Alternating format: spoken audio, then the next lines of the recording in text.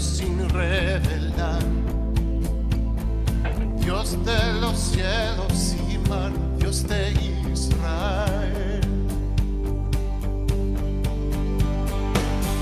Con tu gloria y poder, vestido de fuerza y honor, Dios oye nuestro clamor, ven poderoso Rey.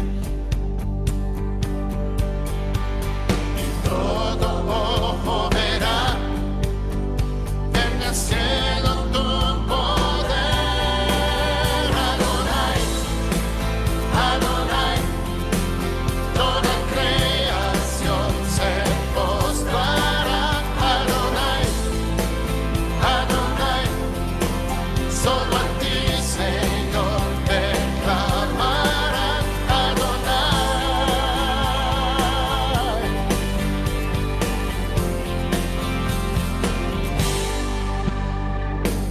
Espera Jerusalén, dándote alabanzas. A las puertas tú estás, te veremos salir. Y cuando cante Sion, Baruch haba Hashem. Adonai, Adonai, toda creación se postrará. Adonai, Adonai, solo a ti, Señor, te clamarán.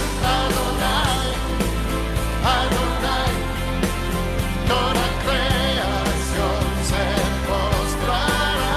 Adonai, Adonai, solo a ti, Señor, te clamarán. Adonai.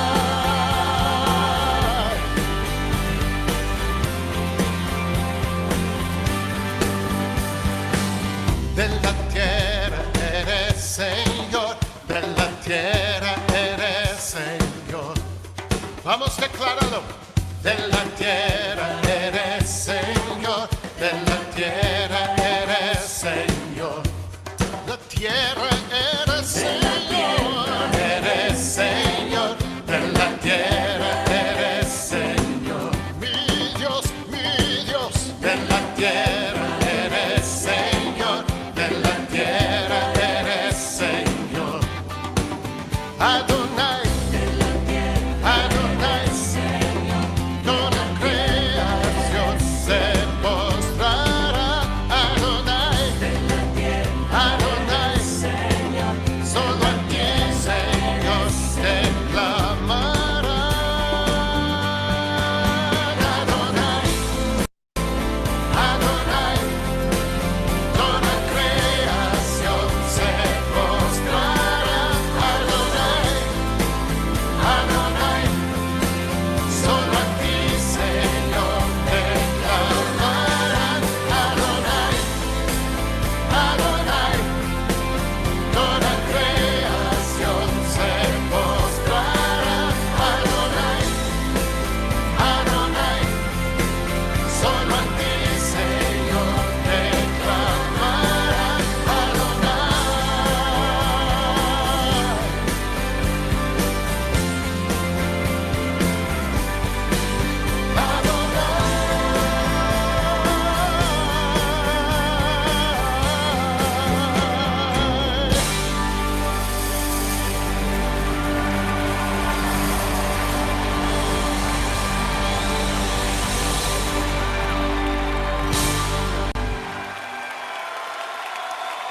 Gloria a Dios.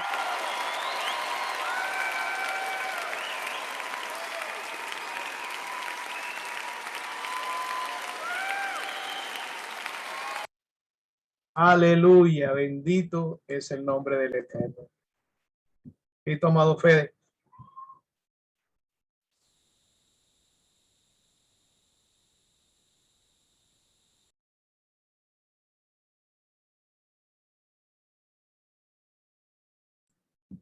Ya pueden comenzar a compartir fe. No me deja compartirlo. Intenta ahora. All right.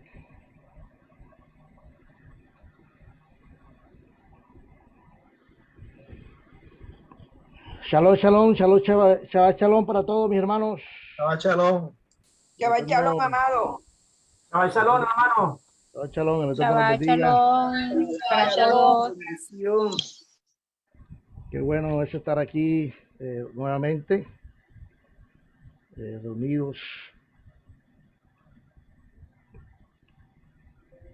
Hoy empezamos, bueno, vamos a seguir realmente con lo que empezamos el Shabbat pasado. Vamos a mirar lo que faltaba por estudiar en la parashá Bereshit, que es la parashá número 1.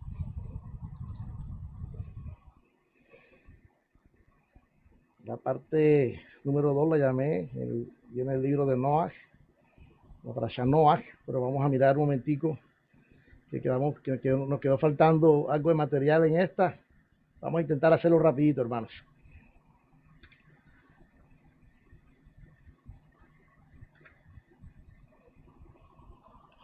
Cuando analizamos el capítulo 1 de Bereshit, nos damos cuenta que no está en función de tiempo 100%.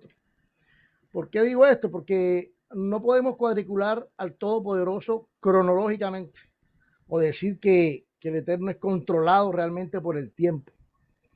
Pero sí nos habla de su creación como lo primero y lo mejor de Dios, ¿cierto? Como una primicia de sus atributos y del todo de Elohim, su Reshit. Y eso realmente es la tierra creada como un todo. El Eterno quedó como una materia, como un lugar creado para el pueblo de Israel realmente. Esa es la historia de Dios, esa es la historia del Eterno, del Padre Todopoderoso, que se interesó realmente por un pueblo escogido, entre muchos pueblos, y le entregó una instrucción específica para ese pueblo, y para que ese pueblo se siguiera, y fue a través de un libro llamado la Torá. Eso es realmente lo que podemos mirar del libro de Bereshit. Y a ese pueblo le dijo que se multiplicara, que se esparciera por todo el mundo y por todas las naciones. Y esa es la razón por la cual él dejó escrito en Bereshit el tema de la creación, porque eso quería el Creador cuando creó la humanidad, o Adán, que traduce de la tierra, lo cual trae preguntas que hoy muchos nos haríamos. Preguntas con respecto a cómo fue esto de la creación. Por eso en el estudio de esta parashá nos preguntamos por qué hay muchas personas que no pueden entender realmente el por qué el Eterno creó a Adán ya adulto, a su imagen y semejanza, ¿cierto? Además también podemos pensar cómo pudo sacar de una costilla de ese hombre a una mujer, Eva, ya adulta también. Y esto nos lleva a analizar varios argumentos utilizados hoy que dicen que el hombre fue hecho a la imagen de Elohim, ¿cierto? Ya adulto. Y también es de anotar que la mujer realmente no fue hecha a imagen de Elohim, sino a imagen del hombre entre esa unión marital, ¿cierto? Porque fue realmente de la costilla del hombre donde sacó Elohim, sacó a Eva, ¿cierto? Entonces por eso podemos mirarlo y podemos hacer una comparación en lo que dijo el apóstol Pablo en 1 Corintios 11:3, basándose en el tema de la autoridad. Y es bueno que traigamos de pronto este versículo de 1 Corintios para poder abarcar muchos temas y poder también entender realmente el nivel de autoridad que el Eterno puso desde la creación hasta nuestros tiempos. En 1 Corintios 11:3 dice: pero quiero que sepan que la cabeza de todo hombre es Cristo, y la cabeza de la mujer es el hombre, y la cabeza de Cristo es Dios. Y así como no hay índice realmente que demuestren a estos personajes en su niñez, porque no podemos pensar y no podemos mirar a un Adán niño o a una Eva niña, ¿cierto? Porque la Escritura no nos dice. La Escritura nos dice que el Eterno creó a Adán Y cuando creó a Adán, ya Adán era un adulto. Y cuando creó a Eva también era una adulta, ¿cierto? Eso lo podemos ver en la escritura. Entonces, por eso, de la misma manera como hubo la creación del hombre, asimismo el Eterno también dispuso la creación de las demás cosas y del planeta Tierra, quien ya en el principio existió y fue creado en un abrir y cerrar de ojos completo y suficiente como una materia. Eso es lo que muchos no hemos entendido y lo que muchos tal vez en nuestro estudio pasado, en lo que hay en la época de pronto del cristianismo, no entendíamos realmente cómo fue el efecto de la creación del hombre, basado en conceptos hebreos, de acuerdo a conceptos judíos, de cómo fue realmente esa creación del hombre. En Bereshit 1:11 vemos que dice que después dijo Dios, produzca la tierra hierba verde, hierba que dé semilla, árbol de fruto que dé fruto según su género, que su semilla esté en él, sobre la tierra. Y fue así. Produjo pues la tierra hierba verde, hierba que da semilla según su naturaleza, y árbol que da fruto, cuya semilla está en él, según su género. Y vio Dios que era bueno. Dios dio a la tierra que dé árboles de frutos y árboles cuyos frutos no se comen también. El Eterno dijo, bueno, yo quiero que en la creación vamos a hacer árboles que den frutos y árboles que no den frutos. Estos me servirán para una cosa y estos servirán para otra. Tal vez podamos entender que así como hay árboles que dan fruto y nos sirven a nosotros para nuestra alimentación, también el Eterno creó árboles que no den fruto para poder alimentar a otra clase de animales, ¿cierto? Porque no podemos pensar que solamente todos los árboles darían fruto. Entonces, dice que y en el caso de las plantas y la vegetación, sabremos que ya estaba creada en el inicio del versículo 1 por completo. Y solamente faltaba escuchar la voz del Eterno organizando para que entregaran sus frutos ya hechos y madurados. Y es de entender, hermano, que los árboles en el momento del Eterno crear la materia en sí, que en el momento de hacer toda la creación al instante, se generaron instantáneamente sin tener presente un tiempo cronológico, como estamos nosotros los hombres acostumbrados a ver un árbol crecer desde el primer día que lo sembramos, a verlo en 20 años más grande, el árbol más alto. No, en la creación del Eterno las cosas funcionaron no de esa forma, porque acuérdense que el Eterno es todopoderoso. Él creó las plantas, él las creó simplemente, los árboles los creó ya en una edad avanzada, no por orden cronológico, porque acuérdense que no podemos cuadricular al Eterno en un orden cronológico del tiempo, porque el Eterno no se guía por el tiempo. Entonces, cuando el Eterno hizo la creación, realmente creó ya los árboles, ya adultos, árboles grandes, ya que estaban ya en una edad madura, ¿cierto? Entonces, así como nosotros los hombres estamos acostumbrados realmente a vivir un presente cronológico de las cosas, a sembrar un árbol, por ejemplo, y verlo cómo crece en 5 o 10 años, vemos que es un árbol alto que produce frutos. En las cosas del Eterno, por ejemplo, en el tema de la creación, no pasó de esa forma. Se dice, su creación o surgimiento fue en el día 3 y quiero resaltar que no fue necesario que esta vegetación fuese llevada desde un punto de inicio cero en el mismo momento de poder dar sus frutos esos árboles. Porque esta vegetación y árboles eran los que permitirían más adelante producir el oxígeno necesario para el hombre poder respirar y para la alimentación del ser vivo preparado desde antes. Cuando el hombre hace el universo, hace la tierra, hace los cielos y la tierra, en ese efecto de la materia, en el efecto ese instantáneo, donde en un abrir y cerrar de ojos, como esa palabra la podemos ver en el Nuevo Testamento, así fue que hizo el Eterno la creación. Realmente esa vegetación que serviría para dar la oxigenación que necesitaría el hombre para poder respirar el oxígeno, era la única forma en la cual podemos nosotros mirar que realmente ya esta vegetación, estos árboles ya estaban creados desde el inicio en Bereshit 1:1, ¿cierto?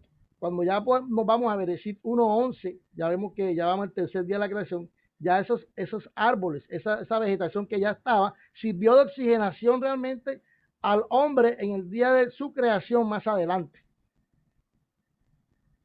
sirvió del oxígeno para que ese hombre pudiera respirar y los animales pudieran respirar también. Entonces, vamos a Bereshit 1:14, cuando en el tema de las lumbreras, dijo luego Dios, haya lumbreras en la expansión de los cielos para separar el día de la noche y sirvan de señales para las estaciones, para días y años, y sean por lumbreras en la expansión de los cielos para alumbrar sobre la tierra. Y fue así. E hizo Dios las dos grandes lumbreras, la lumbrera mayor para que señorease en el día y la lumbrera menor para que se señorease en la noche. Hizo también las estrellas. Hermanos, en el cuarto día, el Eterno creó las constelaciones y creó las lumbreras. ¿Cuáles son las lumbreras? El sol, la luna, las estrellas o los planetas, quienes tuvieron también un punto de aparición en el instante de Elohim crear los cielos y la tierra, en el versículo 1, como se los dije anteriormente con la vegetación. Todo esto fue creado en el mismo tiempo. Pero llegaría el momento, hermanos, de colocarlas en un lugar correspondiente de cada uno de ellos. Y esto lo podemos ver en el versículo 14, cuando el Eterno ya lo que fue Barak, lo que fue creado en el Eterno en el principio, en el versículo 1:1 de Bereshit, ya vemos como en el versículo 14, el Eterno lo que hace es organizar realmente lo que ya Él había creado. Ya tocó realmente distribuir realmente el lugar correspondiente a donde tenía que llegar o tenía que estar cada lumbrera. Eso fue lo que pasó en este momento de la creación en el cuarto día. Entonces, ¿qué pasó?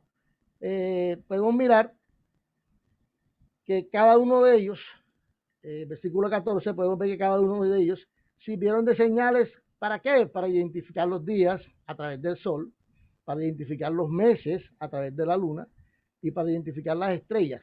Además, las estrellas nos sirven ¿para qué? Para diferenciar los puntos cardinales y los sistemas de referencias, estos que son usados para representar la orientación en el espacio.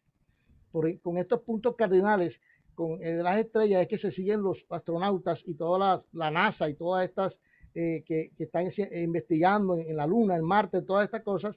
De ahí es que se siguen ellos para identificar realmente unos puntos de referencia que son utilizados para esto, para guiarse en el espacio.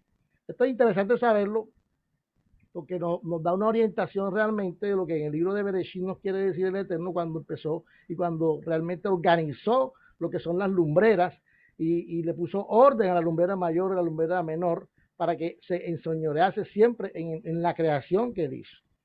Entonces realmente el objetivo de estos astros, el objetivo de las estrellas es iluminar y cambiar tiempos.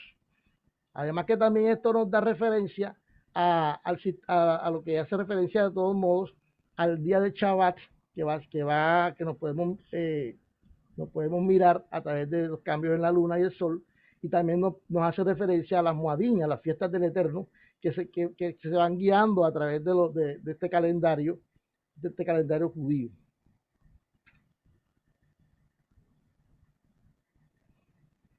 Ya aquí en este cuadro que la vez pasada estuvimos viendo, es el mismo cuadro que presentamos en la primera presentación y vemos cómo podemos hacer realmente un análisis gramatical de Génesis 1:1 y podemos entender que en el principio Dios hizo de la nada la materia, dando lugar realmente a la creación posterior de todas las demás cosas. Lo interesante desde el punto de vista de la Torah nos habla que la tierra fue hecha en un solo momento, en un instante o en un parpadear, como se los dije ahora. Y para muchos sería algo inexplicable, pues estaríamos realmente inclinados a querer interpretar el tema de la creación cronológicamente, olvidándonos que el Eterno realmente no se rige por tiempos, ni se rige por tiempos, ni tiene principio, ni tiene fin. Por eso cuando hablamos, vemos el alefato hebreo, podemos darnos cuenta que siempre está la letra Aleph y la letra Taf al final, que quiere decir que el principio y el final no tiene eternidad. Por eso es que se representa más que todo el Eterno con estas dos palabras del hebreo. Entonces dice, simplemente Dios creó todo y lo que lo contiene, y el agua ya estaba, la luz, y ya estaba desde el principio. Estos dos ingredientes realmente de la creación, que era lo que existía, que era el agua, y estaba la luz. Entonces podemos mirar que esta palabra en el principio es el Strong H7725, eso creo que lo estuvimos viendo la vez pasada, que es la palabra Reshit, ¿cierto? ¿Qué es Reshit? El primer fruto, el comienzo, nuevo, cabeza. En el Reshit, Dios creó, que es la palabra Bará, que le dije ahora, el Strong H1254, que en la traducción del Strong nos dice que es la creación, que es preparar, que es producir, que es organizar.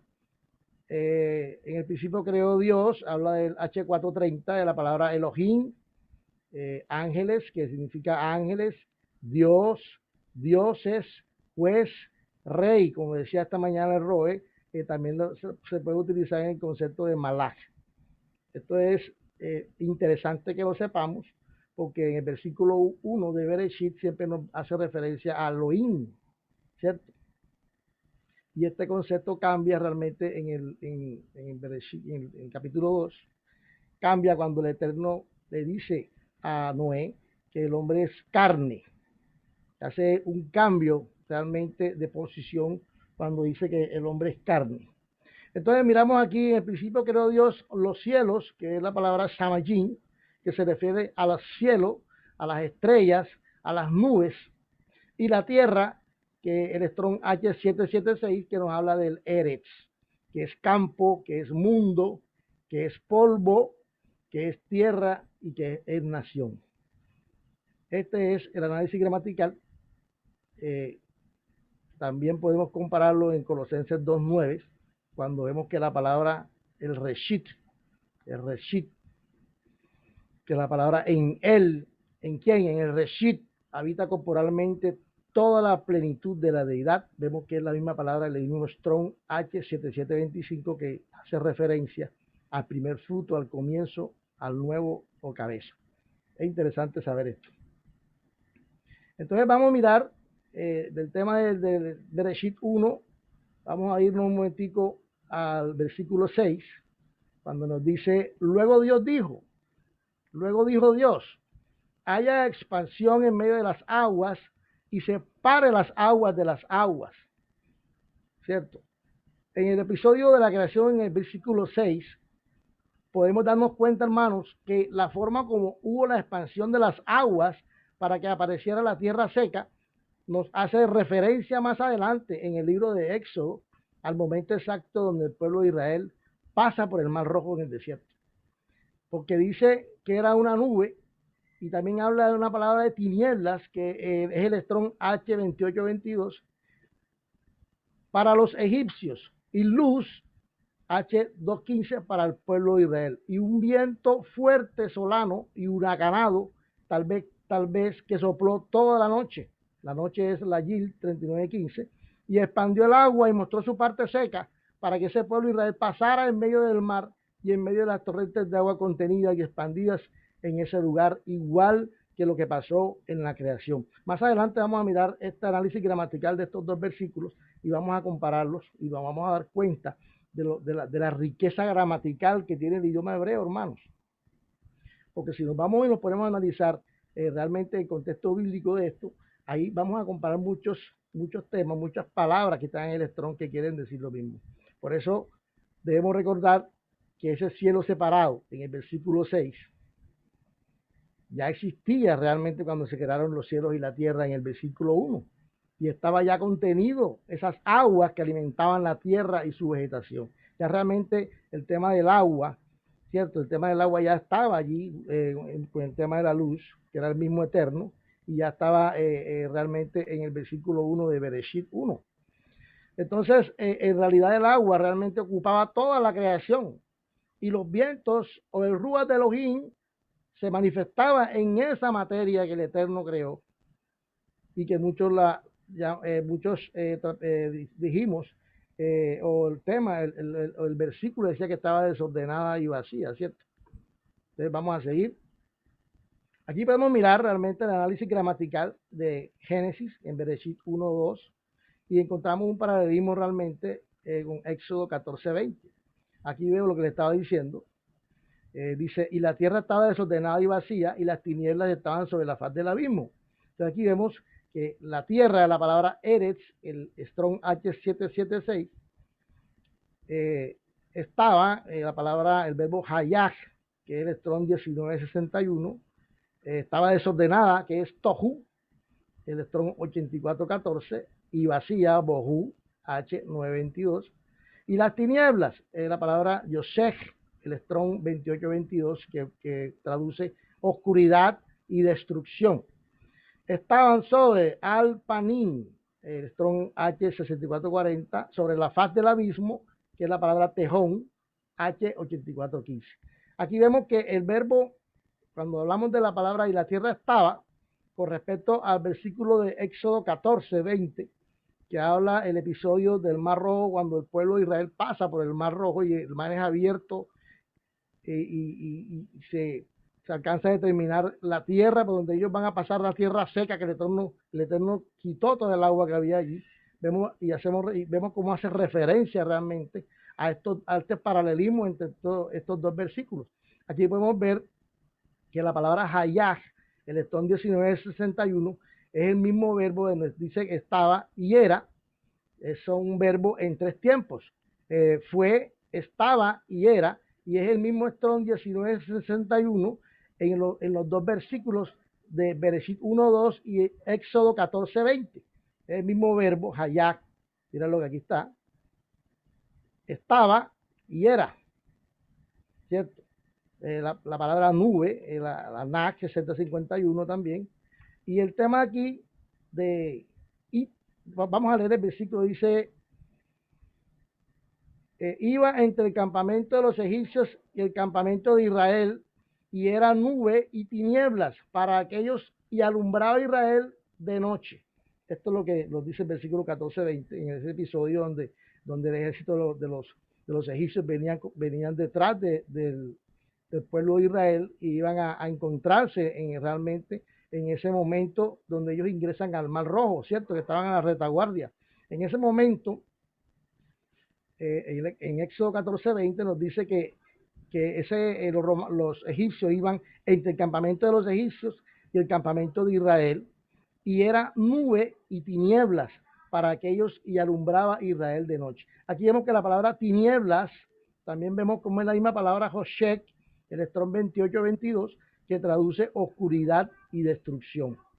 Y acá vemos tinieblas también, que eran las mismas tinieblas que se ve en la creación en Bereshit 1:2, que había tinieblas, ¿cierto? Que había tinieblas. Aquí también vemos la misma palabra tinieblas, o sea que en ese momento, cuando el pueblo de Israel estaba pasando realmente por el Mar Rojo, realmente habían unas tinieblas muy parecidas realmente a las que se vivían en el libro de Bereshit al principio, cuando el Eterno creó el universo. Las mismas tinieblas que también acontecieron cuando hubo las plagas de Egipto, cuando pasó la última plaga de los primogénitos, ¿se acuerdan? Cuando las tinieblas también llegaron a ese lugar, y dice que podían palpar con las manos una densa nube, que era negro totalmente. Bueno, estas son las mismas tinieblas de oscuridad y destrucción que pasaron y que acontecieron en el momento de Bereshit 1:2 del inicio, y en el momento donde el pueblo de Israel pasaba en el Mar Rojo, hermanos. Para aquellos que alumbraba, para aquellos era tiniebla, para el pueblo de egipcio que venían detrás de los israelitas era tiniebla, y para Israel era luz que alumbraba de noche, el Agil 39:15. Ya viendo este paralelismo interesante que podemos mirar aquí en estos dos versículos, vemos cómo se implementa realmente ese verbo hayaj en tres tiempos, ¿cierto? Fue, estaba y era, que nos hace referencia siempre al Eterno. Ya con este concepto realmente lo que vimos, de lo que nos quedó faltando un poquito en Bereshit, vamos a entrar realmente a la parashá Noaj o Noé. El tema de la parashá Noaj o Noé habla de las generaciones de Noé en el versículo 6:9, el diluvio en el capítulo 7:1, el pacto de Dios con Noé, también lo vemos en el capítulo 9:1, los descendientes de los hijos de Noé, la torre de Babel, los descendientes de Sem y los descendientes de Taré en el capítulo 11:27. Bueno, para empezar quiero mostrarles un versículo muy interesante en el libro de Ezequiel 14:14. Vamos a buscarlo. Ezequiel 14:14. Vamos a leerlo. Si estuviesen en medio de ella estos tres varones, Noé, Daniel y Job, ellos por su justicia librarían únicamente sus propias vidas, dice Yahweh el Señor. Y si hiciere pasar bestias feroces por la tierra y la asolaren y quedare desolada, de modo que no haya quien pase a causa de las fieras, y estos tres varones estuviesen en medio de ella, vivo yo, dice Yahweh el Señor, ni a sus hijos ni a sus hijas librarían ellos solos, serían librados y la tierra quedaría desolada. Ya con este versículo en Ezequiel podemos irnos a la realidad realmente y nos aclara ese término de gracia que podemos mirar cuando empezamos esta parashá de Noah. En este libro de Ezequiel nos aclara la gracia de Dios en Noé y que esa gracia realmente no fue porque él hubiese sido un hombre justo y perfecto totalmente, y por eso Elohim lo eligió. No es uno de los hombres más justos de la Biblia. Hipotéticamente podríamos pensar que Noé halló gracia en los ojos de Dios, ¿cierto? No por sus obras, como pudiéramos pensar muchos, no por lo que él era realmente, sino por lo que Dios vio en él. Porque acuérdense que no es del que corra ni del que quiera, sino de quien Dios tiene misericordia. Y ese es un versículo que nunca lo podemos olvidar en nuestras vidas. No era un hombre justo y perfecto, pero a los ojos del Eterno, a los ojos de él, y por eso lo eligió para ser heredero de esa nueva generación que venía después del diluvio. Entonces, podemos mirar, dice que hipotéticamente podríamos pensar que Noé halló gracia en los ojos de Dios. ¿Y esto por qué? Porque la gracia emana ¿de dónde? De la elección, del juramento y de la esencia de Dios. ¿Por qué? Ejemplo vemos, cuando Dios creó a Adán, ya él sabía realmente lo que iba a pasar con Adán y Eva. Y lo creó ¿por qué? Porque su poder se perfecciona en la debilidad. Porque todo es por gracia o por el llamamiento de Dios que ocurre en todas las cosas. Y solo por eso halló gracia en Noé, porque los hombres todos se habían desviado a su mal camino, y Adonai realmente viendo el futuro y la hechura que había al final, lo vio como un nuevo Adán empezando una nueva obra. Todos sabemos, el Eterno conoce todos nuestros corazones, el Eterno conoce, porque fue quien nos creó.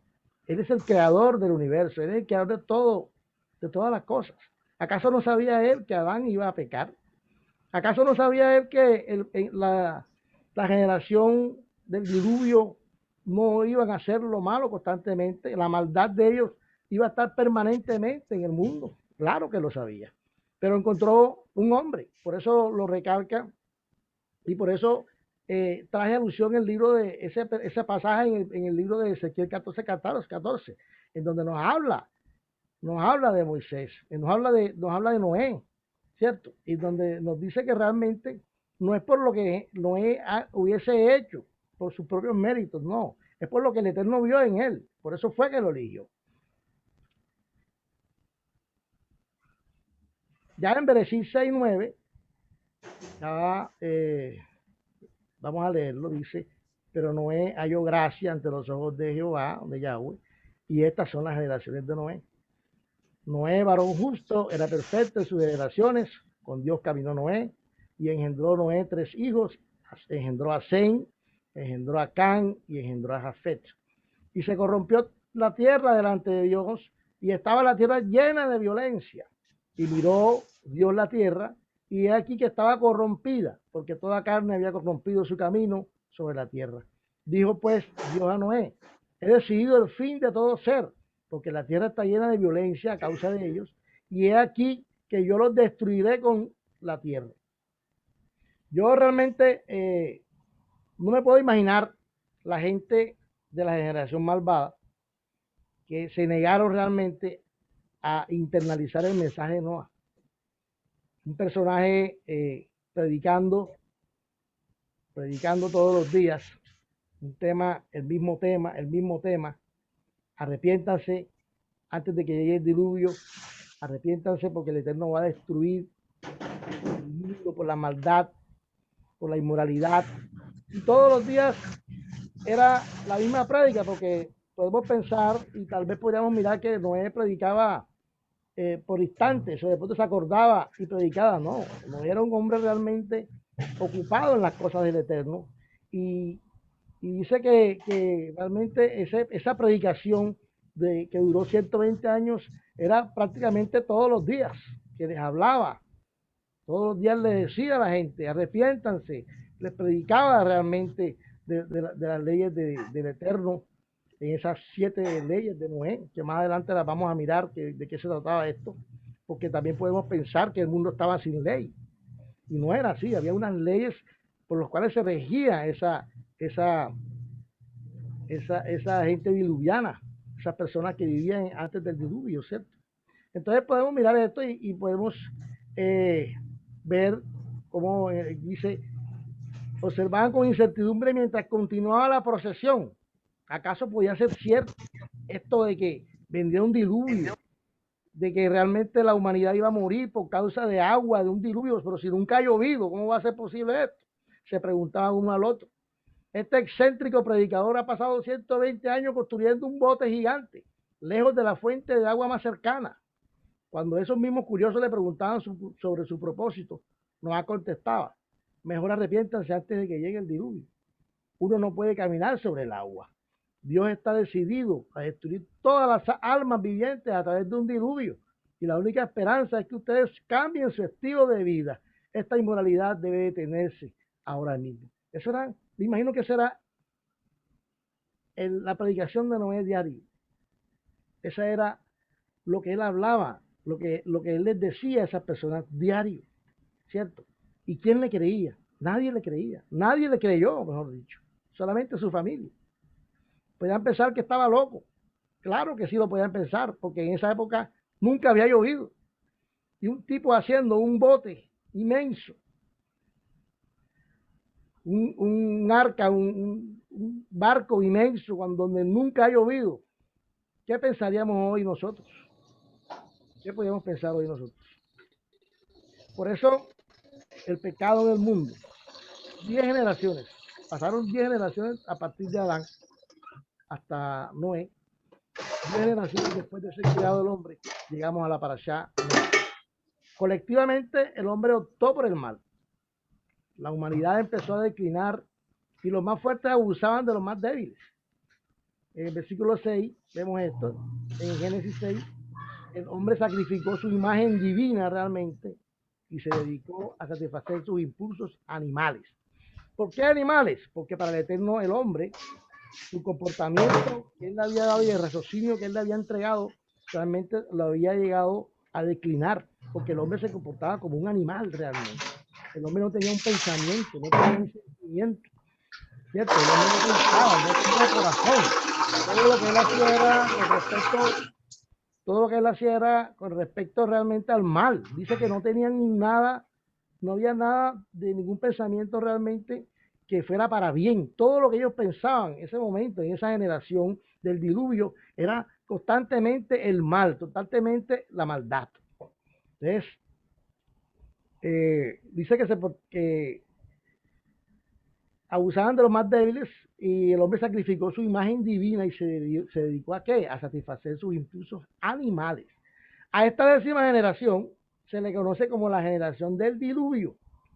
Se portaron mal delante de Elohim y corrompieron su camino, siendo envidiosos, siendo orgullosos, siendo egoístas, odio, deseo del dinero, y no les importaba Elohim, y no se arrepintieron ni hicieron teshuvá. Y el Creador decidió acabar todo, y fue donde apareció Noé, un hombre con integridad en contra de los corruptos. Por eso Noé le cae en gracia a Elohim y decide salvar a Noé, para poder salvar a la humanidad y empezar de nuevo otra oportunidad más para el hombre, porque el Eterno, como todos sabemos, no quiere que nadie se pierda. El Eterno quiere darle una oportunidad a todo el mundo. Ya miramos lo que pasó con Adán y Eva. Pasó el diluvio, llega Noé y vuelve y pasa lo mismo, hermanos. Muchos pensaremos, pero ¿por qué pasan estas cosas? ¿Cierto? ¿Por qué sucedió esto? Tal vez pudiéramos pensar, Dios es injusto. A veces mucha gente ha pensado esto, que Dios es un Dios injusto, que cómo murieron estas personas. Pero todos sabemos que la misericordia de Dios va mucho más allá de esto. Porque realmente la esencia del Eterno, la esencia de Dios, no es matar a nadie ni que nadie muera. Al contrario, Él quiere que todos se salven, que todo el mundo se salve, que nadie se pierda. Porque su misericordia es mucho más allá, mucho más grande, porque el Eterno está siempre dando. Su capacidad es siempre dar y dar y dar amor y dar todo de Él. ¿Cierto? Pero el corazón del hombre siempre lo hace pecar en este tipo de situaciones. Por eso dice que Noah le cae en gracia a Elohim y decide salvar a Noah para poder salvar la humanidad y empezar de nuevo otra oportunidad más para el hombre. El diluvio equivale a empezar de nuevo, como si Noah fuera nuevamente el primer hombre de la tierra y él construye un arca y en esa arca se salvan 8 personas. Se salvan 8 personas. Yo a veces, hoy estaba analizando y mirando este contexto de todo lo que era la generación del diluvio y realmente duraron 1100 años, 1100 años de arrepentimiento, de poder arrepentirse y 1100 años realmente de una humanidad en donde vemos que había muchas personas, había bastantes personas en ese momento y que al final realmente se salven nomás 8 personas. Por eso podemos entender a veces palabras que el Eterno dice que tiene realmente un remanente muy pequeño para salvación, de los cuales los tiene guardados para el fin de las cosas. Y mira, hermano, eso que yo decía, una comparación tan inmensa de tantas personas que habían allá en ese momento en la generación del diluvio, y solamente se salvaron 8 personas. Por eso debe ser esto un aliciente para poder nosotros realmente buscar más la presencia del Eterno y poder realmente nosotros mirar el contexto de esta cantidad de personas con lo poquitas personas que se salvaron. ¿Dónde estaremos nosotros en esa selección del Eterno? Eso es lo que nos llevaría a pensar dónde estaremos nosotros cuando el Eterno seleccione a esa gente para salvarse. Y debemos mirar realmente nuestras acciones y lo que estemos haciendo hoy en día. Luego la Torah dice que Noah hace un altar como un agradecimiento al Eterno por salvarle la vida. Y Dios lo bendice y le recuerda como lo hizo con Adán, que se multiplicara por toda la tierra y le dice que vuelve la repoble la tierra. Esa es la idea del Eterno. Esa siempre fue la idea de Dios, que el hombre se reprodujera, que el hombre se multiplicara, que el hombre se esparciera por el mundo, ¿cierto? Y eso es lo que el hombre no quería hacer. Eso fue lo que el hombre nunca quiso hacer. Ya en Bereshit 6:13, vemos el versículo, vamos a leerlo, dice, pues dijo Dios a Noé, pues realmente he decidido el fin de todo ser, porque la tierra está llena de violencia a causa de ellos. Y aquí que yo los destruiré con la tierra. Hazte un arca de madera de gofet, harás aposentos en el arca y la calafatearás con brea por dentro y por fuera. Y de esta manera la harás de 300 codos de longitud del arca, de 50 codos de anchura y de 30 codos de su altura. Dios le da unas especificaciones especiales para esta arca. Y le colocará una ventana, harás el arca. Una ventana harás el arca y la acabarás a un codo de elevación por la parte de arriba y pondrás la puerta del arca a su lado y la harás piso abajo, segundo y tercero. Y he aquí que yo traigo un diluvio de agua sobre la tierra para destruir toda carne en que haya espíritu de vida debajo del cielo, y todo lo que hay en la tierra morirá. Mas estableceré mi pacto contigo. Ojo, estableceré mi pacto contigo y entrarás en el arca tú, tus hijos, tu mujer y la mujer de tus hijos contigo. Y de todo lo que vive, de toda carne, 2 de cada especie meterás en el arca. 2 de cada especie meterás en el arca. Para que tengan vida contigo, macho y hembra serán. De las aves según su especie y de las bestias según su especie, de todo reptil de la tierra según su especie, 2 de cada especie entrarán contigo, para que tengan vida. Y toma contigo de todo alimento que se come, y almacénalo, y servirá de sustento para ti y para ellos. Y lo hizo así Noé, conforme a todo lo que Dios le mandó. Este versículo de Bereshit 6:13 es muy específico en cuanto a las medidas del arca, en cuanto a cómo va a proteger que no se le meta el agua, en cuanto a los pisos del arca, y también es muy claro en decir que establecerá un pacto realmente, un pacto con Noé, en donde se salvarán tus hijos, tu mujer y las mujeres de tus hijos contigo. Ese era lo que el Eterno determinó para Noé y su familia. Y de las aves también habló, también dijo que de las especies que estaban, que 2 de cada especie meterán en el arca y serán macho y hembra. De aquí salen muchos interrogantes en cuanto a, hay preguntas que se hace, que nos hemos hecho, yo me hago por lo menos, en decir cómo Noé sabía o cómo podía saber cuáles eran los animales impuros y cuáles eran los animales puros, ¿cierto? Hay muchos interrogantes porque de acuerdo a lo que hemos escuchado y preguntas que nos han hecho, pues también es bueno que sepamos esto, ¿cierto? Y este versículo en el 6:21 nos da la respuesta, cuando le dice que tome consigo de todo alimento que se come, le da la autorización de todo alimento que se come. Me imagino que este es un dato que Noé recibió realmente la intimidad con el Eterno, en la intimidad diaria con él, en donde él le explica cuáles son los animales que debería comer y cuáles son los animales que no debería comer. Y esto es lo que realmente le explica, de una forma u otra, es lo que se alcanza a ver en el versículo 6:21 de Bereshit, ¿cierto? Todos los líderes de la generación estaban furiosos, solo esperaban el día que intenten entrar al arca. Esa generación malvada estaba a la espera de que llegara ese día. ¿Para qué? Para entrar y romper todo lo que estaba en el arca. Imagínense si era una generación buena, era una generación mala, muy mala, que estaban esperando el día en que pasara esto para poder entrar y romper todo lo que había hecho Noé. El día desdichado llegó, y tan pronto como el último de los animales había entrado al refugio de Noé, los guerreros designados estaban preparados para llevar a cabo su amenaza. ¿Cómo iban a hacerlo? Los misiles de catapulta estaban listos para ser lanzados. Iban a lanzar flechas con fuego encendida sobre el arca para quemarla. Pero repentinamente cientos de animales emitieron un rugido al mismo tiempo. Los leones, los tigres, los osos, oh Dios, atacaron al unísono, atacaron a las personas. Y los pseudo guerreros volaron a los cerros temiendo por sus vidas. Aún en medio de la situación que estaba pasando, la gente no cambiaba su pensamiento de solamente inclinados al mal. Aún en los últimos momentos en donde el arca ya iba a ser realmente que estaba lloviendo, pensaban realmente no en ellos, pensaban realmente en destruir el arca.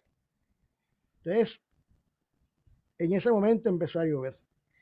Ahora podemos empezar con las medidas precisas de la Biblia, que nos dice que es el arca de 300 por 50 por 30 codos, ¿cierto? 300 metros por 50 de ancho, 30 de alto. De acuerdo a la mayoría de los cálculos, esto formaría una nave rectangular de considerable estabilidad, que podría contener 24.000 toneladas. Imagínense la capacidad del arca, 24.000 toneladas. 2 preguntas salen de este capítulo. Lo que ya les dije antes, acerca de los animales puros e impuros. Y la segunda es cuántas especies tenían que entrar a bordo de esa arca. Dice que Noé tomó ganado, criaturas que se arrastran y aves. El arca debía contener entonces una pajarera o un pájaro con 25.000 especies de aves.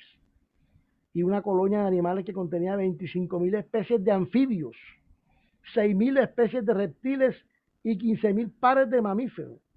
Usted se puede imaginar, según la capacidad que tenía el arca, este era el número de especies que debería colocar Noé en ese lugar.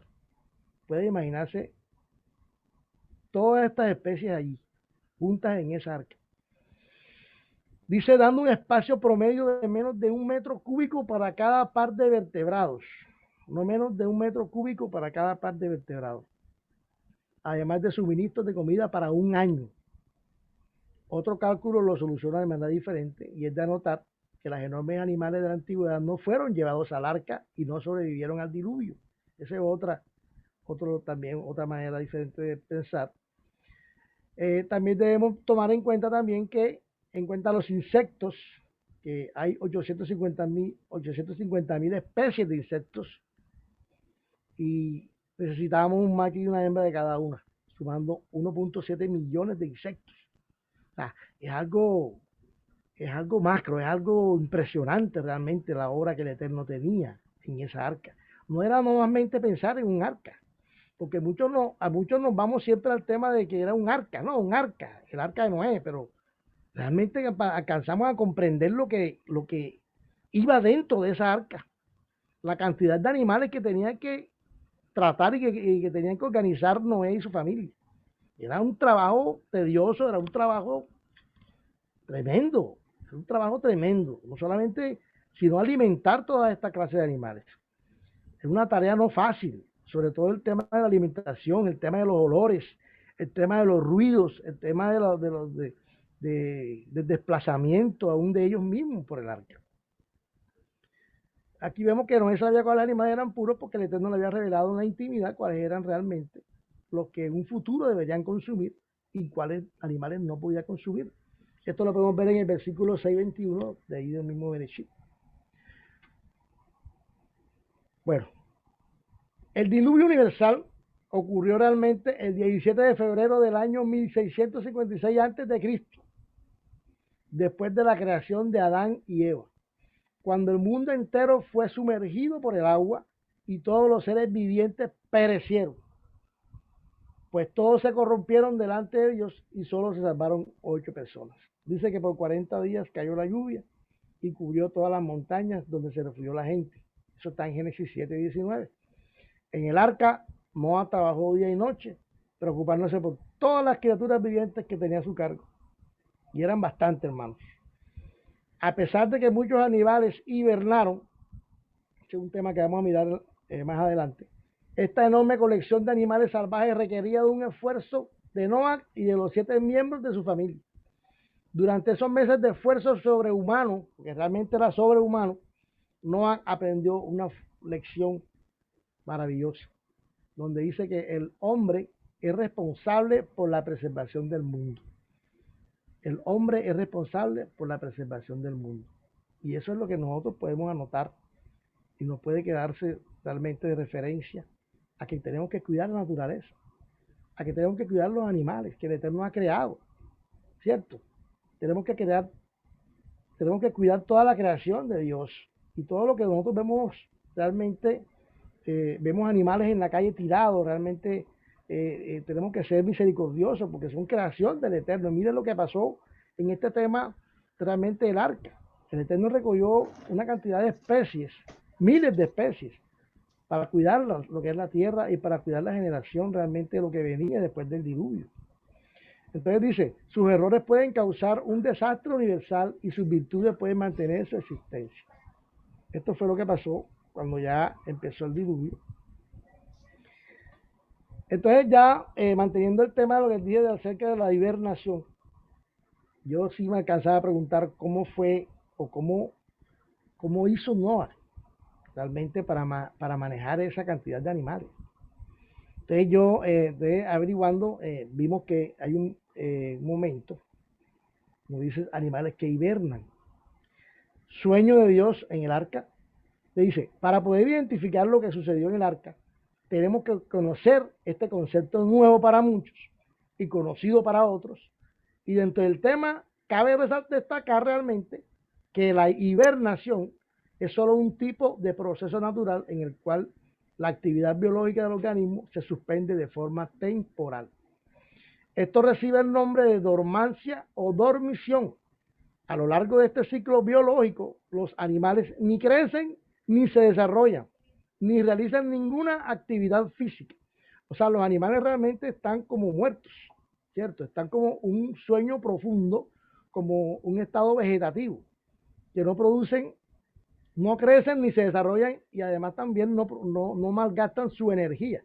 Por eso podemos mirar, ahí vamos a mirar ahora, realmente hay animales que realmente sí,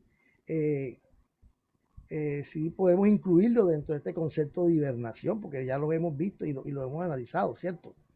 Entonces, el único objetivo en este periodo de hibernar es conservar todo tipo de energía. Sin embargo, en este periodo influye mucho las condiciones climáticas y ambientales del medio. Esto determinó la estadía realmente de todos los animales en el arca, una hibernación sobrenatural que permitió controlar sus apetitos y su desempeño natural salvaje. Esto fue lo que determinó que estos animales en esa arca que pudieran mantenerse realmente mantenerse quietos realmente, que no podemos alcanzar a imaginar esa cantidad de animales moviéndose en el arca. Entonces podemos mirar un animal que si duran hasta 2 y 3 meses allí hibernando, realmente no salen, realmente no se alimentan, no hacen nada. O sea, ellos comen y cuando ven que va a realmente entra el invierno, llega un momento en donde la nieve los cubre totalmente, pero ellos se quedan quietos y parece que estuvieran muertos, pero no, realmente están hibernando. Realmente los latidos de su corazón marcan tan bajito, tan poco, que parecieran que estuvieran muertos, ¿cierto? Estuvieran dormidos, pero realmente es un sueño para minimizar energía. Y eso es lo que pasó. Entonces, comparando estos aspectos que hoy podemos ver científicamente, ya nos podemos dar cuenta qué fue lo que pasó y podemos ir comparándolo con la parte de la creación y del arca de Noé. Podemos darnos cuenta que esa fue la forma realmente que el Eterno utilizó para que estos animales duraran tanto tiempo en el arca. Y la forma que el Eterno utilizó para que Noah pudiera controlar realmente y manejar la situación con estos animales.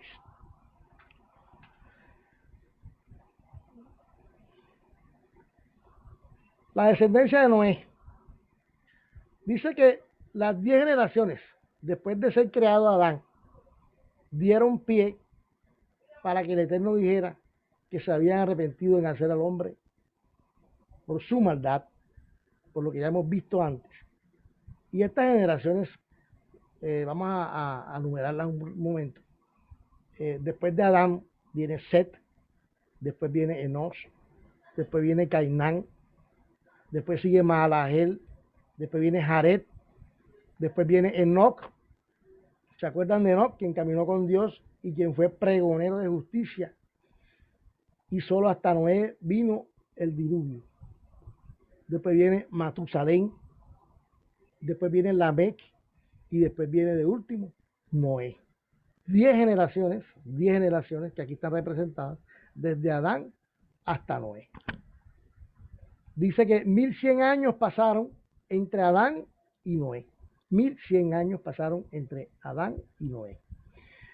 Entonces, Noé engendró a Sem, a Can y a Jafet, como se los dije inicialmente. Y en Génesis 5:1 al 32, dice que hay 126 años entre la muerte de Adán y el nacimiento de Noé. Hay 1056 años desde que la Biblia empieza a contar los años de Adán hasta el nacimiento de Noé.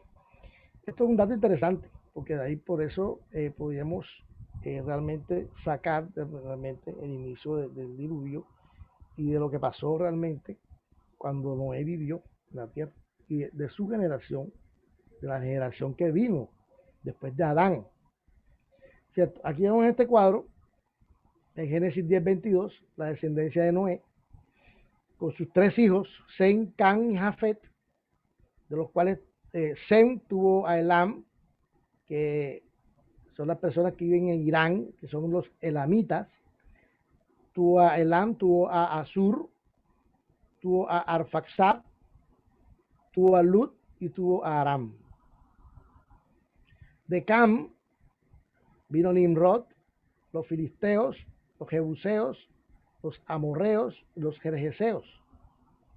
Y de Jafet vino Gomer, Magog, Madai, Javán, Tubal, Mesec y Tirás. Estas fueron la descendencia de Noé. Más adelante hay un cuadro interesante de donde nos especifica realmente dónde están ubicados las generaciones de estos tres hijos de Noé, que es importante también saber, ¿cierto? En esta tabla de las naciones podemos desglosarlas y podemos mirar los hijos de Noé. Miramos aquí a Jafet, vemos a Cam y vemos a Sem. Los hijos de Jafet tuvo a Gomer, a Magog, a Madai, a Javán, a Tubal. Esta mayoría de estos hijos de Jafet se relaciona o se refiere realmente a la mayoría de las personas orientales. Al hablar de la mayoría de los orientales nos referimos a los chinos. O sea que realmente los chinos vienen realmente de un hijo de Noé llamado Jafet. Aquí vemos en la parte oriental a Gomer, los tártaros, China norte y China central. Vemos también que se colocaron en Tagarma, en Vietnam, en Laos, Camboya, Birmania, parte occidental de Armenia. Dice que los mongolios, en Mongolia, los eslavos, los escitas, en la parte occidental, están los medos. Javán, dijo Javán, la parte oriental o sur de China, en Japón, los japoneses vienen de aquí, de esta línea de Jafet. La parte occidental, Grecia, Elisa, Chipre Oriental, Tarsis, España, Portugal. Y Tubal, la parte oriental del Tíbet, los Nepal, Bután, Sikkim, Megalán en la India, Turquestán, Chin, Manchuria, la parte occidental, Talbox en Liberia, Mesec en la región de Moscú, algunos rusos blancos. Y por último me impresionó mucho este tema aquí, en los hijos de Jafet, Tubal, dice que indígenas de América Latina podrían estar incluidos dentro de un grupo de descendientes realmente de Jafet. Y el tema de los hijos de Noah, el tema de Cam, que se refiere a la mayoría de las personas negras, vienen de la descendencia de Cam, ¿cierto? De su hijo Cus, Mizraim, Fut y Canaán. La mayoría de estas personas son negras.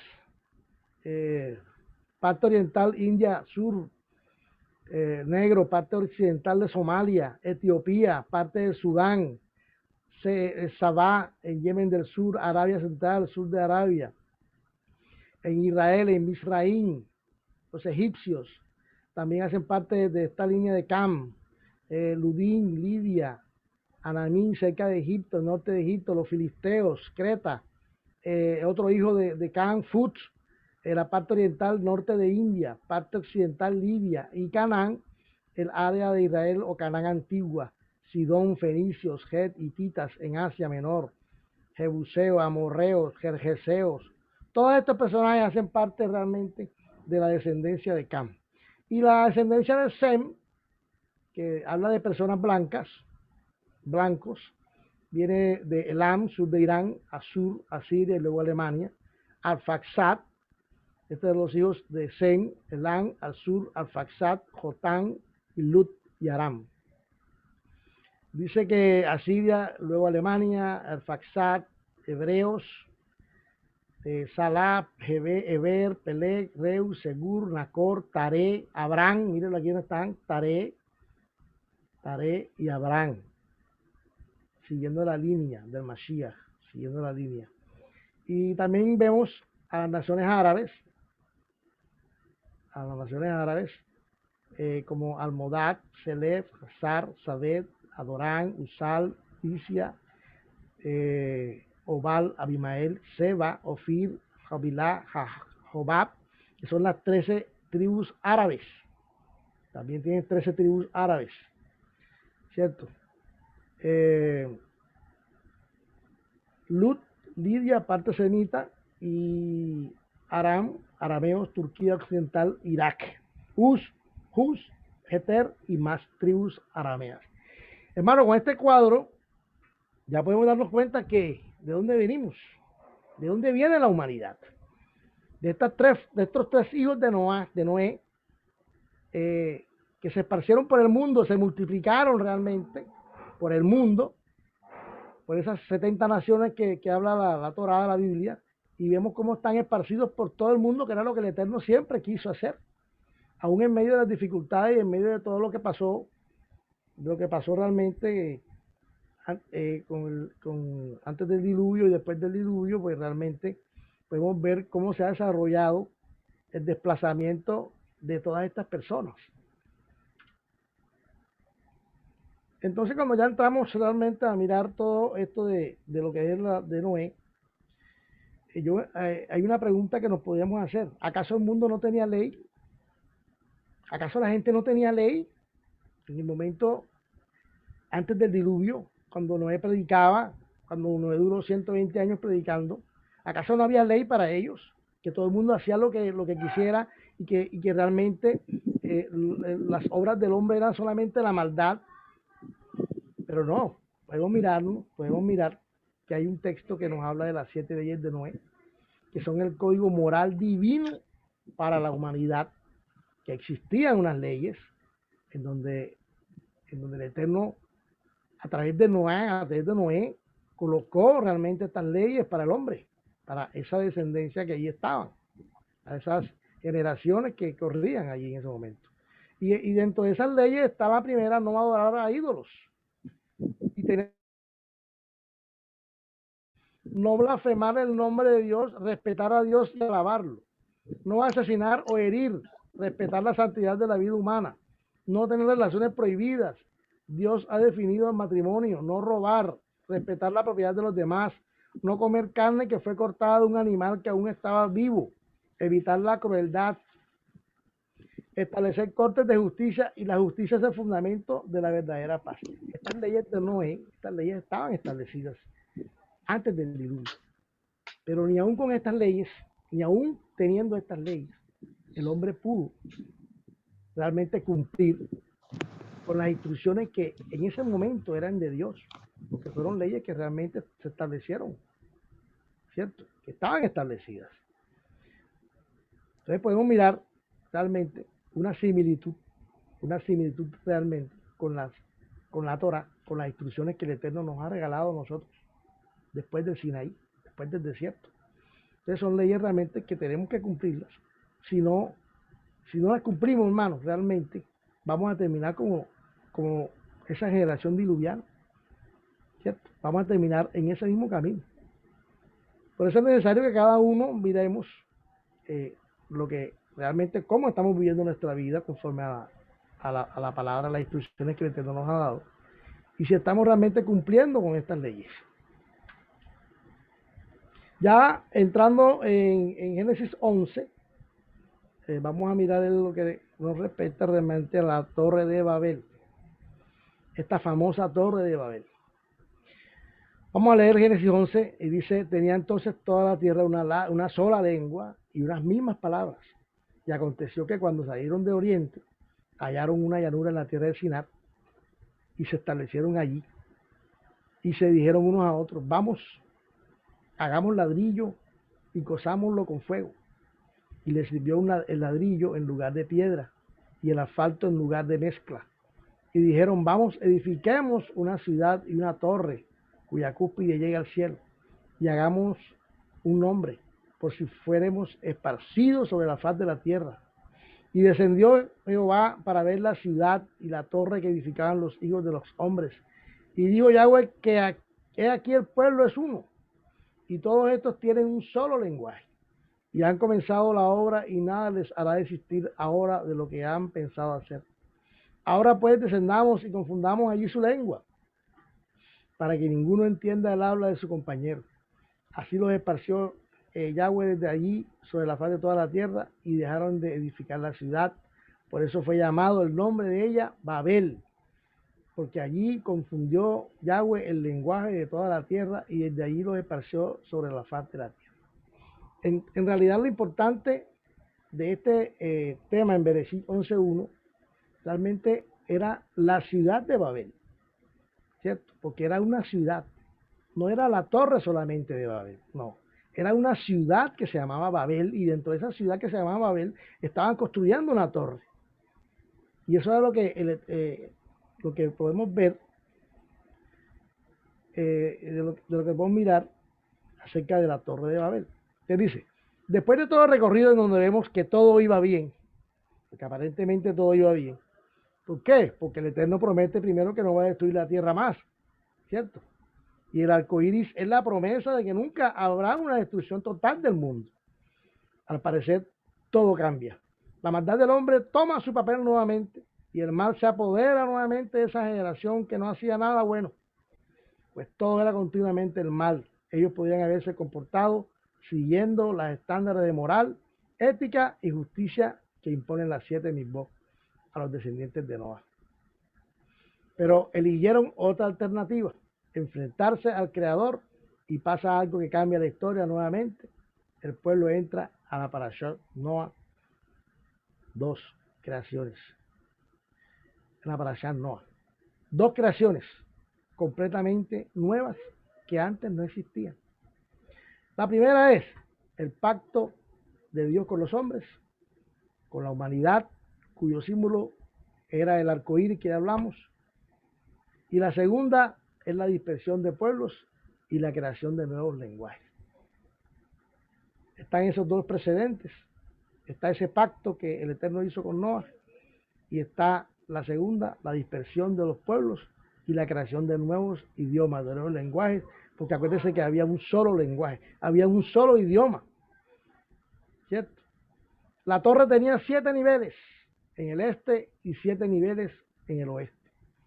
Los constructores subían los ladrillos por un lado de la torre y bajaban por el otro. Si un hombre caía, esto es un concepto de la Midrash, si un hombre caía y moría, nadie exclamaba dolor ni hacía comentarios cuando ese hombre caía. Sin embargo, cuando un ladrillo caía, paraban su trabajo y lloraban diciendo, vaya desdicha, ¿cuándo habrá otro ladrillo en su lugar? Esta aplicación del Midrash nos da un ejemplo de lo que realmente pensaban esa persona allí, esa clase de personas que construían esa torre de Babel. Le daban más importancia realmente a lo material, le daban más importancia realmente a levantar su ego, a tener poder, a tener fama, en lo que respecta a la vida de una persona. Dice que era más valiosa para ellos un ladrillo que se caía que una persona que caía cuando estaban construyendo la torre de Babel. Y esto realmente, mira como decían, vaya desdicha, ¿cuándo habrá otro ladrillo en su lugar? Un concepto tremendo. Entonces cuando esto ocurre, al ocurrir esto, la táctica del Eterno de Dios fue confundir sus lenguas. Y ellos cesaron realmente de seguir construyendo la ciudad.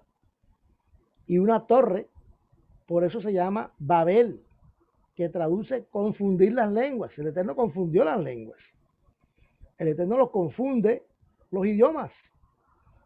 Dentro del recorrido que se hace desde Bereshit 1 hasta el 11, vemos que el Eterno siempre manda a multiplicarse, ¿cierto? Esa era la disposición del Eterno siempre, que nos multiplicáramos. Y ahí estaban multiplicados, y realmente lo que sucedió en ese caso, en Babel, en la torre de Babel, era que no estaban cumpliendo primero con los misbot de multiplicarse, porque ellos se querían quedar realmente en ese lugar, ahí estancados, y no multiplicarse por el mundo, no multiplicarse por todas las naciones, no, ellos querían establecerse allí en Babel y allí construir una torre que llegaba al cielo y de ahí no salir. Eso era lo que ellos querían hacer. El Eterno al Eterno le tocó dispersarlo realmente a través de confundir sus lenguas, porque llegó un momento en que la terquedad del hombre realmente, y el Eterno no abusando de esa capacidad que tiene el hombre de escoger entre lo bueno y lo malo, realmente dijo, no, esta gente no, estas personas si no los dispersamos, realmente aquí se quedan y no están cumpliendo realmente con el mismo de procrearse, pues, con la misma de reproducirse, ¿cierto? Entonces, vemos que el Eterno manda a multiplicarse y eso lo hizo con la creación de Adán y después siguió con la generación de Noé y sus hijos. Por eso, saben ustedes de una misma que nos habla realmente de cuántos hijos debe tener un matrimonio en caso de que pudiera tenerlos, ¿cierto? Pues hay personas que, le digo esto porque hay personas que planifican no tener hijos, hay personas que planifican no tener nunca hijos, y eso es algo que va en contra en contra realmente de la misma que el Eterno ha dicho que debemos reproducirnos, que debemos realmente esparcirnos, ¿cierto? Multiplicarnos con las familias. Por lo tanto, esta misma pluribui nos habla de que la responsabilidad y el deber de multiplicarse cae directamente para el varón y habla de que lo mínimo debería ser una pareja hembra y varón, haciendo referencia a Adán y Eva, y se basa en el versículo que dice multiplíquense, reproduzcanse y llenen la tierra. Hay algo que rescaté de la Midrash que había una pelea en cuanto a este concepto de los hijos, de la reproducción, del matrimonio, de cuántos hijos tenía que tener un matrimonio, cuántos hijos el Eterno enviaba a que tuviéramos. Y esta discusión fue realmente algo tremendo en la época de Gilel y de Shammai, ¿cierto? Porque aún en esos sadiquín, esos sabios que tienen mucho en el pueblo de Israel, en el pueblo judío realmente, que tiene mucha incidencia estos dos nombres, que era Gilel y Shammai, y dentro de los conceptos que ellos decían acerca de la reproducción, Gilel decía que él se basaba en que el hombre tenía que tener 3 hijos, ¿cierto? ¿Por qué decía él que tenía que tener 3 hijos? Por los 3 hijos de Noé, basado en esa nueva generación que surgía después del diluvio. El Eterno decía ellos decían que el Padre le había dicho que era la generación de 3 hijos. Y el concepto de Shammai también era un concepto totalmente diferente porque decía que no eran 3 hijos que decía el Eterno, sino que eran 2. Le preguntaban, pero ¿por qué tú piensas que son 2? Porque 2 personas vino la generación del Eterno, que es Adán y Eva. Entonces, usted puede imaginar esos conceptos de esas 2 personas, de esas personas influyentes en el círculo judío de la Midrash y de todas estas cosas, y hablando acerca del tema de la reproducción del hombre y de la responsabilidad que tenía el pueblo realmente de esparcirse y de ir por todo el mundo, multiplicándose y llenando la tierra. Entonces vemos el verdadero pecado de Babel.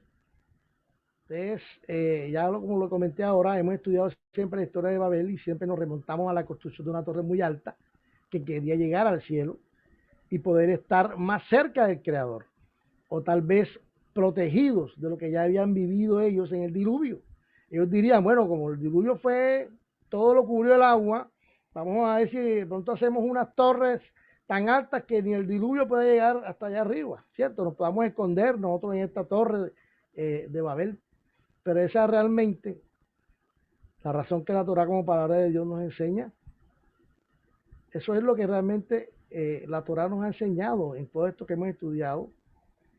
Entonces, hoy con la Parashá Noah, la segunda porción de la Torah, nos daremos cuenta que la razón por la cual ellos decidieron hacerlo va más allá de esos conceptos que ya hemos visto antes. Hay que señalar que ellos lo que realmente querían era ir en contra realmente de la voluntad del Padre. Eso es lo que podemos mirar ahí. Y para ellos hacer eso, y la forma era estableciéndose allí en ese lugar y no irse de allí. Y eso determinó que Dios los castigara confundiendo su lengua o confundiendo su idioma. Realmente fue un castigo, no fue un castigo, fue algo como un llamado de atención, ¿cierto? El Eterno quería realmente, y esa era la disposición del Eterno y siempre ha sido, que ellos se fueran a otro lugar y que se multiplicaran donde estuvieran.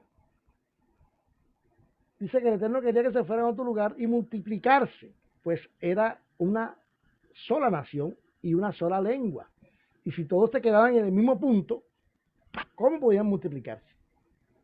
Y por eso Dios intervino, no por un impedimento físico de él, sino porque la esencia del hombre con su libre albedrío haría que las cosas hubiesen sido peor.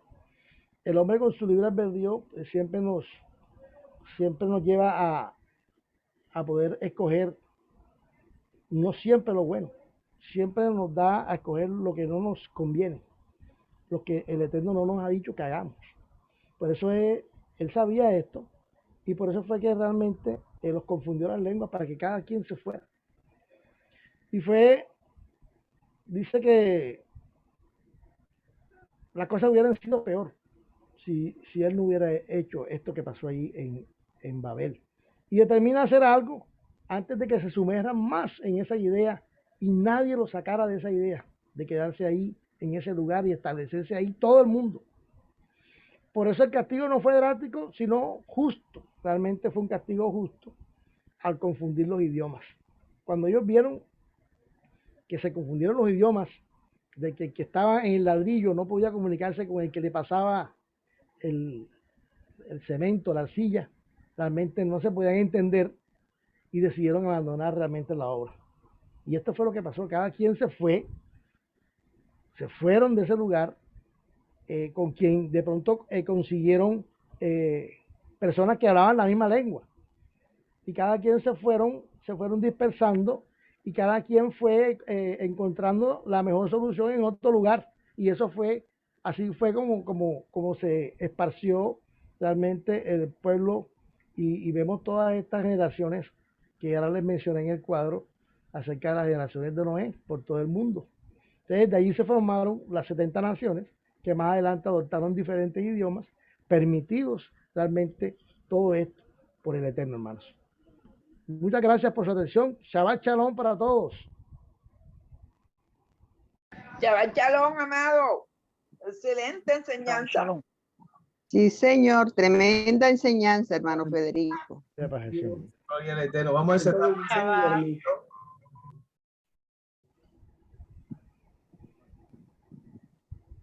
Vamos a cerrar con una oración, Fede. Sí, vamos a orar. Bendito Abacadosh, te damos muchas gracias, Señor, por darnos la oportunidad de conocer, Señor, de nuestros inicios. Te damos gracias, Abba, por permitirnos saber de dónde venimos, por qué estamos en este mundo, Señor, y cómo tú creaste el universo, Señor. Sabemos que tú escogiste lo mejor, Dios, de tu Reshit, porque era necesario que todas las cosas cambiaran, porque realmente hubo algo inesperado, realmente algo inusual en lo que vivió Adán y Eva cuando pecaron y fueron echados del Gran Edén. Y vino esa generación perversa que estudiamos hoy y nos damos cuenta, Dios, que de esa generación perversa realmente hay muchos indicios. Hay muchos indicios hoy en nuestro mundo, en nuestros días, y que tú nos das la oportunidad de conocer estas parashas, Señor, de conocer todas estas cosas que pasaron en tiempos antiguos, para que cada uno de nosotros vayamos conociendo realmente nuestras inclinaciones, vayamos arreglando nuestras cuentas con el Eterno y podamos ir obedeciendo cada día más respecto a lo que tú tienes para cada uno de nosotros, Señor. Abba, te damos gracias porque eres un Dios bueno, porque eres un Dios justo, porque eres un Dios que todo lo sabe, un Dios que todo lo puede. Tú eres el Dios de Israel, el Dios de Abraham, de Jacob y de Isaac. Eres el Dios de todos los profetas, de todos los apóstoles. Eres el Dios de Israel, Señor. Muchas gracias por darnos la oportunidad cada día de poder glorificar tu nombre donde estemos, de poder reconocerte y poder decir que eres nuestro Elohim, nuestro Dios, nuestro Abacadosh, en quien confiamos, en quien tenemos nuestra confianza puesta en ti, en el autor y consumador de nuestra fe. Que tú eres, Señor, quien ha dado la vida y que nos ha dado la oportunidad de seguir adelante Damos gracias por las estaciones, por las señales que pusiste desde Bereshit, los cuales nos ayudan y nos permiten saber y conocer cuáles son los días establecidos por ti para poder guardarlos, como el Shabbat, como los tiempos del Eterno, como las mitzvot, como las ordenanzas. Gracias por el Shabbat, gracias por las fiestas del Eterno, que realmente las vimos allí en Bereshit, en donde tú nos dices qué días, Señor, son los que podemos guardar. Gracias porque eres maravilloso, Señor. Te adoramos y te bendecimos. Abacadosh. Te damos toda la gloria y todo el honor a ti, en el nombre de Yeshua HaMashiach. Amén.